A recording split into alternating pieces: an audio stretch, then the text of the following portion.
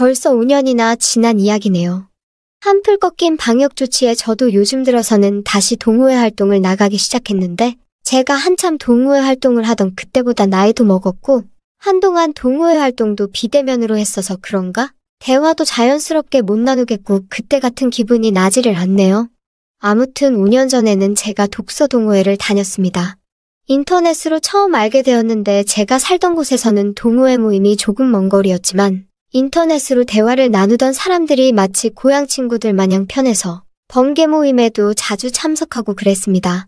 그날도 평소처럼 번개 모임이 계획되어 있었고 저도 참석하기로 돼 있던 날이었었어요. 모임이 일요일 점심에 모이기로 한 거였는데 그날따라 당일 아침부터 부득이한 이유로 번개 참여를 못한다는 사람들이 꽤나 많더라고요.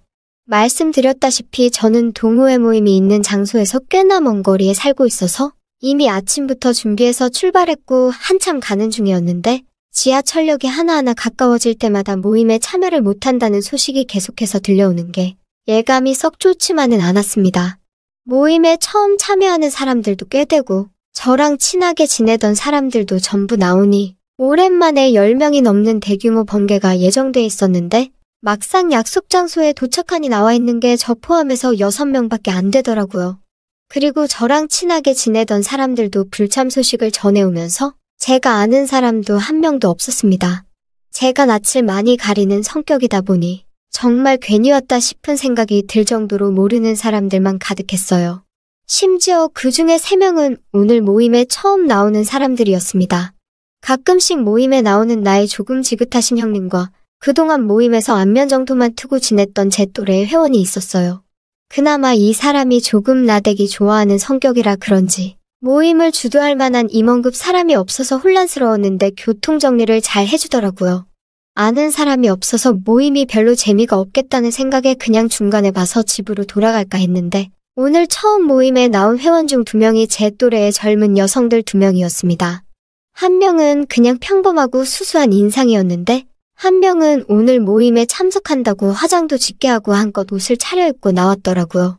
누가 보면 오늘 작정하고 남자 한 명 어떻게 꼬셔보러 모임에 나왔다고 오해할 정도로 잔뜩 힘을 준 상태였습니다. 남들의 시선은 아랑곳하지 않는 과감한 패션이었어요. 꼭 그렇게 하지 않아도 충분히 예쁜 사람이었는데 어디를 봐도 시선이 즐겁더라고요. 그리고 그런 그녀를 보니 괜히 마음이 그래서 그런가 이왕 나왔는데 어떻게 될지 모르니 조금 있어보자는 생각이 들어서 남기로 결정했습니다. 그런데 여자들의 남자 4명이었는데 저 말고 다른 남자들도 저 같은 생각을 한 건지 다들 쭈뼛거리면서 그녀 근처에서 얼쩡대기 시작했어요. 모임에 도착한 후 20분을 더 기다렸지만 더 이상 참석하는 인원도 없었고 파토가 나는 듯한 분위기에서 그 나대기 좋아하는 회원이 인원 정리를 하면서 사람들을 이끌더라고요. 그냥 파토가 나기에는 그 사람도 그녀의 아름다움 때문에 도저히 포기를 할 수 없었나 봅니다. 웃긴 건 그 나대기 좋아하는 사람의 리드에 맞춰서 다른 남자들도 다 따르더라고요. 그나마도 인원이 모여 있었으면 회비가 적당히 모일 텐데 6명이서 2만원씩 걷어봤자 12만원 뿐이었을 테니 모임 장소를 수배하는데도 조금 무리가 있었을 거예요. 그런데 웃긴 건 나이 지긋하신 그 형님도 예쁜 그녀에게 관심이 있는 건지 오늘 모임은 자기가 전부 계산할 테니 하고 싶은 대로 진행하라고 말을 하면서 자기 재력을 뽐내더군요. 참 동물의 왕국이 따로 없었습니다. 예쁜 여자 회원 한 명이 왔다고 조금씩 나대기 시작하면서 자기의 리더십을 뽐내는 사람, 돈 걱정은 하지 말라며 신용카드를 꺼내며 재력을 뽐내는 사람, 그리고 모임에 처음 나왔는데도 자기도 처음 나왔다며 공감대를 이끌어 그녀와 친해지려 말붙이는 사람, 제각각에서 각자 암컷을 차지하기 위해 보이지 않는 기싸움을 하고 있더라고요. 저는 낯을 많이 가려서 말도 저렇게 잘 못하는 데다가 돈도 없고 차도 없어서 지하철을 타고 모임에 참석했고 그녀에게서는 그 어떤 공감대조차 만들 수 있는 거리도 하나 없었으니 자연스럽게 경쟁에서 도태되어버리고 말았어요. 진행자 역할을 맡은 그 회원이 사람들을 이끌고 오피스형 찻집으로 향했습니다. 처음 보는 사람들 앞에서 어떻게 저렇게 나불댈 수 있는지 참 부럽더라고요. 그리고 들어가자마자 선불로 계산하시던 형님을 보니 저 돈이면 내 일주일 식비는 될 텐데 아무렇지 않게 쓸 수 있다니 두 사람이 정말 부러웠습니다. 모임에 처음 나온 다른 남자 회원은 이제 막 군대에서 전역한 티가 나는 젊은 친구였는데 젊은 것도 무기가 되면 무기가 될 수 있으니 제가 어떻게 할 방법이 없더라고요. 그래도 어쨌든 주말에 집에 있어봤자 아무것도 안 했을 텐데 이렇게 사람들이나 만나면 꽤나 즐거운 주말을 보낸 게 아닌가 하고 그걸로 만족하려고 했습니다. 그녀와 무슨 썸씽이 있던 건 아니지만 그냥 나는 상대가 안 되겠다는 생각에 포기해버리고 나니까 그냥 마음이 편해지더라고요. 그러면서 그냥 자리에 앉아서 사람들을 관찰하기 시작했어요. 다들 일면식도 없는 사람들을 만나러 이런 모임에 참석하는 이유가 뭘까? 다들 그렇게 심심한가? 하는 생각도 들었는데 또 고개를 돌려 그녀를 바라보니 그녀 하나만으로도 이 모임에 남아있을 이유가 성립이 되는 것 같아서 저절로 고개가 끄덕여지더라고요. 그런데 그녀도 호락호락해 보이지는 않았습니다. 먹이사슬의 최정점에 위치해서 이 중에서 한 명 골라가겠다는 판단을 한 건지 호호 웃으면서 모임에 제대로 참여를 하고 있었지만 그녀의 진짜 속내를 알 수는 없었습니다. 그리고 그녀와 같이 나온 평범한 여자가 그녀의 옆에 딱 달라붙어 있는데 그 모습은 마치 그녀가 마지막 한 명을 고를 때까지는 내 옆에는 이 향단이가 내 옆자리를 대신 채워주고 있을 거라고 말하는 것 같았어요. 진행자가 가라앉은 분위기를 어떻게 끌어올려 보겠다고 이런저런 이벤트를 시작했는데 딱 봐도 그녀랑 어떻게 손 한 번이라도 잡아보려고 하는 게 티가 확 났습니다. 잠깐 뭘 준비하러 간다며 자리를 비웠는데 저도 그 틈을 타서 화장실에 다녀왔는데 그 나대기 좋아하는 회원이 그 여자 죽이지 않냐면서 보아하니 저는 별 관심이 없어 보이는데 그걸 확인하려고 말을 걸었다고 하더라고요. 이미 그 모임 안에서 서로 경쟁자 죽이기에 들어간 거예요. 자기는 오늘 그녀에게 올인할 거라고 하면서 그녀한테 딱히 관심이 없다면 저보고 자기 좀 도와주는 바람잡이 역할을 해달라 하더군요. 그나마 몇 번 모임에서 마주쳐본 적이 있다고 저를 자기 편으로 섭외하려는 것 같았습니다. 나이 지긋하시고 돈 많은 형님은 경쟁자로 보지도 않고 있더군요. 가장 위험한 건 오늘 처음 모임에 나온 젊은 친구인 것 같다고. 그 친구만 어떻게 커버를 쳐준다면 그녀는 자기가 오늘 어떻게 쓰러뜨릴 수 있을 것 같다고 확신에 찬 표정으로 잘도 말을 하더라고요. 저는 그냥 독서 모임에 나온 거고 그런 건 관심 없다고. 대신 저한테 뭘 부탁하지도 말아달라 딱 거절을 하고 화장실을 나왔습니다. 그 회원의 표정이 조금 기분 나빠하는 게 표가 났지만 어쨌든 저는 이 경쟁에서 빠지겠다고 말한 거나 마찬가지니 별말을 안 하더라고요. 화장실에서 다녀오니 진행자 회원이 견제하는 게 무색할 정도로 나이 지긋하신 돈 많은 형님과 그녀가 서로 얼굴에 미소가 가득한 채로 대화를 진행하고 있었습니다. 오히려 그녀의 옆을 지키던 평범한 향단이 그녀가 오늘 모임에 새로 나온 젊은 친구와 대화에 꽃을 피우고 있더군요. 경쟁에서 밀린 젊은 친구는 무리에서 가장 힘없는 암컷으로 눈을 돌렸던 겁니다. 어차피 머릿수가 맞지 않으니 영리하게도 이 젊은 친구는 이 수컷들 무리에서 두 번째로 행복한 사람이 되기로 결정한 것이지요. 오히려 분위기를 띄워보려고 자리를 비운 나대기 좋아하는 회원은 그 잠깐의 자리 비움의 순간이 악수가 되었던 것이고요. 한참 대화에 빠져있는 두 쌍의 남녀를 띄워내기 위해서 그는 온갖 게임이며 뭐며 이상한 이벤트를 준비해 관심을 끌어보려고 했지만 역부족처럼 보였습니다. 그러다 문득 이 자리에 내가 왜 있는 건가 하는 생각이 들더라고요. 아무리 할 게 없어도 그렇지. 어쨌든 이 동호회는 독서 모임 때문에 모이는 동호회 아닌가. 모임이 있기 전까지 서로가 읽은 책들에 대해서 어땠는지 독서 토론을 해야 할 자리에서 사랑의 스튜디오를 찍고 있으니 회의감마저 들더라고요. 물론 수컷 경쟁에서 밀려서 자존심이 조금 상한 것도 있지만서도 더 이상 제가 시간을 들여서 참석한 모임의 성격에서 많이 벗어나 버렸다는 생각을 하기 시작하니 제가 이 자리에 있어야 할 이유를 못 느꼈어요. 물론 모임의 성격에 맞게 책에 관한 이야기가 오고 가기는 했지만 제가 평소에 그 먼 거리를 오며 참석하던 모임의 수준하고는 너무 떨어지는 토론이었기에 적당히 타이밍 봐서 집에 가야겠다는 마음을 먹었습니다. 그런데 또 중간에 제멋대로 집에 간다고 말하는 것도 예의가 아닌 것 같아서 괜히 가방에서 전화를 꺼내가지고는 만지작대면서 나 전화 한 통하고 돌아오겠다는 듯한 제스처를 취하곤 제 가방을 들고 밖으로 나갔습니다. 밖에 나오니 아까와 같은 동물이 왕국 같은 풍경은 없고 평범한 일요일 오후의 일상이 눈에 들어왔어요. 잠깐 바람 좀 쐬고 가야지 하는 생각이 들어서 찻집 입구에서 가만히 서 있었습니다. 그런데 누군가 뒤에서 제 어깨를 쿡 찌르는 느낌이 들더라고요.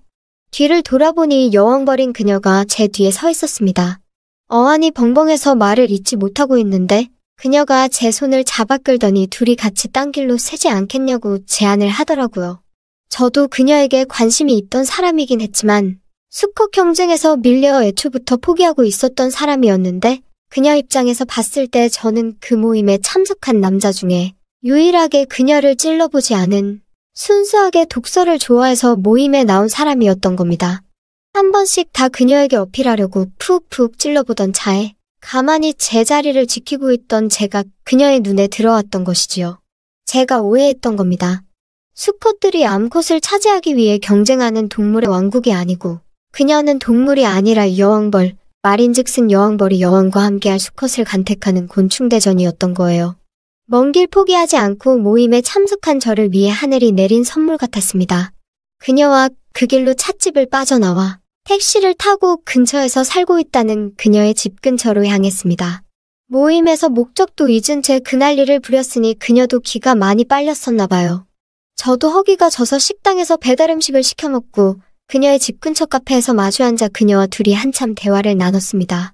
그녀는 복장과는 다르게 정말 순수하게 책이 좋아서 모임에 참석한 사람처럼 보였어요.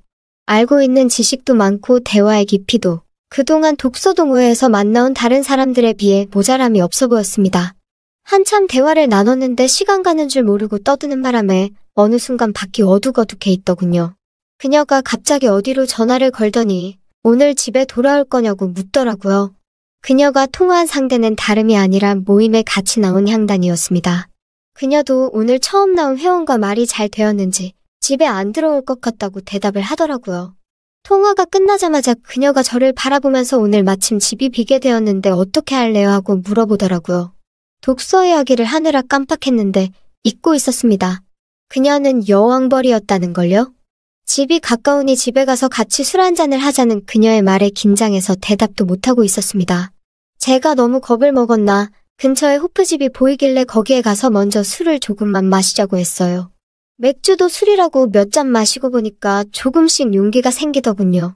평소에도 술은 좋아하는 편인데 세상 아름다운 여자와 마주 앉아 술을 마시니 술맛이 훨씬 더 좋았습니다. 그때부터 저도 분위기를 타서 맥주를 마시는 게 아니라 소주를 한 병 시켜서 소주와 섞어 마시기 시작했어요. 그녀도 술을 좋아한다고 같이 소맥으로 마시기 시작했고요. 그렇게 한참 마시다 보니 3병을 넘게 마셨더라고요. 평소 주량보다 더 마셨는데도 긴장하고 마셔서 그런가 술이 하나도 취하지 않았습니다. 문득 시계를 보니 막차 시간이 되었더라고요. 제가 시계를 보는 걸 보고 그녀가 막차 시간을 확인하냐고 묻더라고요.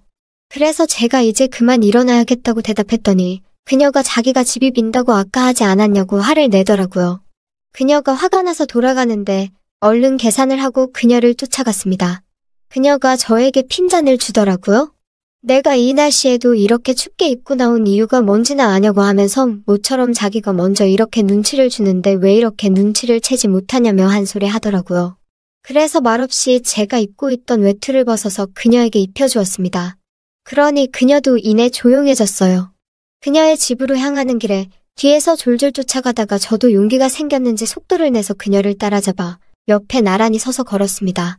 일부러 손등이 스치도록 그녀와 걷는 발을 반대로 하면서 걸었는데 손등이 몇 번 부딪히다가 그렇게 그녀와 손을 꼭 붙잡고 걷기 시작했어요. 그녀는 빌라 같은 투룸에 살고 있었는데 집이 많이 작은 편이었습니다. 거실에서 더 마셔도 됐는데 그녀는 굳이 저를 방으로 데려가더라고요. 좁아터진 방 안에 그녀는 침대 위에 걸터앉고 저는 그 앞에 있는 책상에 앉았는데 방이 좁다 보니 서로의 무릎이 닿기 시작했어요. 편의점에 들러서 사온 캔맥주는 그 냉기를 잃어가고 있었고 약속이라도 한 듯 우리 둘은 그 술에는 손도 대지 않았습니다. 하지만 냉장고 안에서 시원했던 캔맥주가 그녀와 저의 열기를 꺼트리지는 못했어요. 그렇게 그녀와는 처음 만난 그날에 제 인생에 2번은 없을 만큼 뜨거운 하루를 보냈습니다. 둘 다 술이 좀 된 상태였어서 그런지 해가 중천쯤에 떠 있을 때 잠에서 깨게 되었습니다. 그녀는 아직도 제 옆에서 자고 있었어요. 술이 깨서 멀쩡해진 정신으로 그녀에게 동호회에서 처음 본 남자를 어떻게 믿고 집까지 끌어들였냐고 물어봤어요. 그러니 그녀는 제가 예상한 대로 다른 사람들 전부 다 어떻게 한번 해보려는 게 눈에 보이는 가운데 그렇지 않았던 제가 눈에 띄었다고 하더라고요. 그래서 저로 정했다고 했어요. 정했다는 게 무슨 뜻이냐 물어보니 동호회 나가는 게 다 그런 거 아니겠냐고 대답을 대신 하더라고요. 그동안 동호회를 정말 공통관심사가 있는 사람들이 만나는 그런 자리인 줄 알았는데 제가 모르는 세상이 또 있었습니다. 그렇게 그녀와 저는 그 뒤로도 몇 번을 만났습니다. 저는 그녀에게 깊게 끌려 진심으로 연애를 하고 싶었지만 그녀와 오랜만에 만나 하루를 같이 보냈는데 얼마 전에 동호회에서 다른 남자를 만났다는 이야기를 꺼내더군요. 충격적인 말이었는데 그녀가 이어서 한다는 말이 셋이서 하는 건 관심이 있냐고 물어보는 거예요. 저는 그녀를 연애 상대로까지 생각했는데 그녀는 이미 처음 만났을 때부터 저를 유흥의 일부라고 생각했나 봅니다. 그렇게 저는 깊은 마음의 상처를 입고 영영 그녀와 헤어지게 되었습니다. 요즘은 다시 동호회 활동도 활발해지는 것 같은데 나름 상처를 받았지만 가끔씩 그렇게 살던 시절이 그리워지는 순간이 있어요. 그녀도 여전히 다른 동호회를 다니며 남자를 만나고 있을 수도 있겠네요. 오래 외롭게 혼자 지내다 보니 지금이라면 그녀의 어떤 부탁도 다 들어줄 수 있으니 다시 저를 만나줄 수 있는가 물어보고 싶을 때도 있습니다.